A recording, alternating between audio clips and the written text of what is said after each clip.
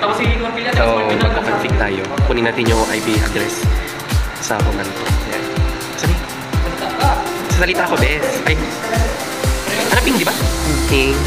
Boss. Yun lang, di ba? Wala. Ay, nasitira ba agad? Good. Yung nag-reply na siya. Control C mo na. Yes, done stop. Okay. Okay na. Then next is, wait. Ping. Ayun, 4 na 8. Okay. And magre-reply ka na 4 times. Then, yan na. Okay na siya. Kuha na natin yung statistics niya.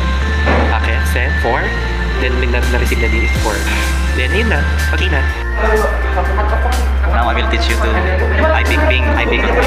First, go to CMD or command prompt. Then, lagyan yung IP config. So, pag yun ang nagpakita, tapin nyo po yung IPv4. Ito, ilapin nyo lang yung itong 169 dot. Tapos, i-paste nyo din. Ay, joke lang. Ping, tapos copy paste. Tapos enter.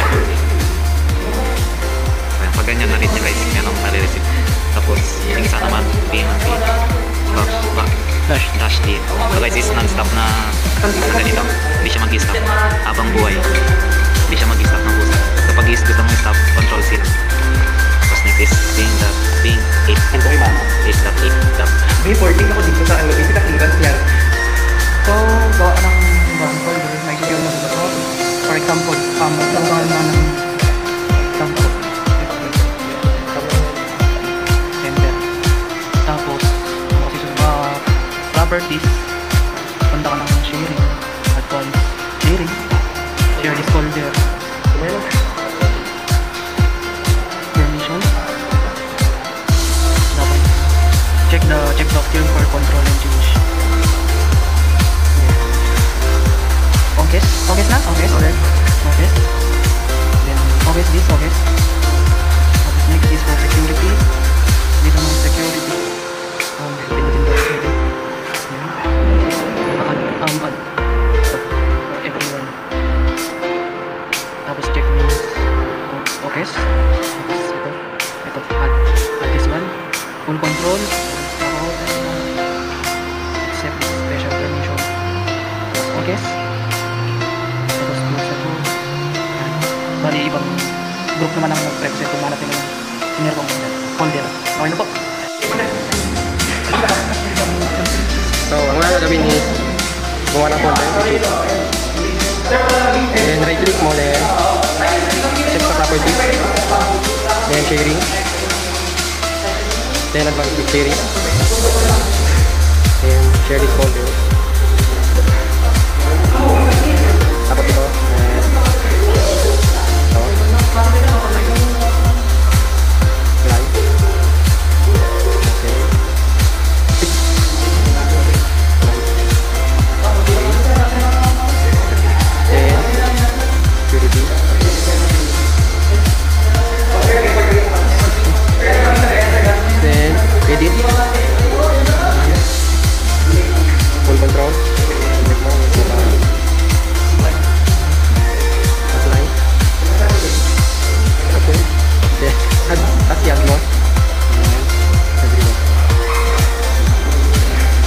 Aku beri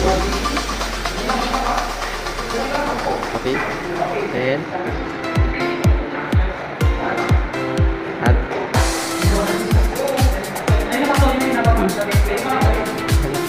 then okay then go na go hindi pa tapos jadi kung ako go okay pakita mo yung paano ba share lang tayo pinitin natin yung share tapos then everyone para ma-access ng ibang laptop tapos everyone will daw din share tapos pindutin yung done then close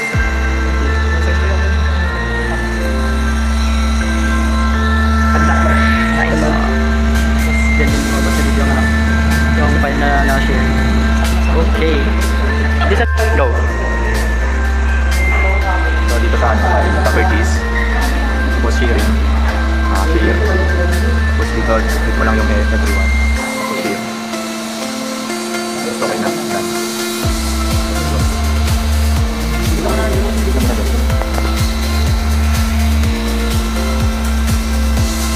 Yun na yung file.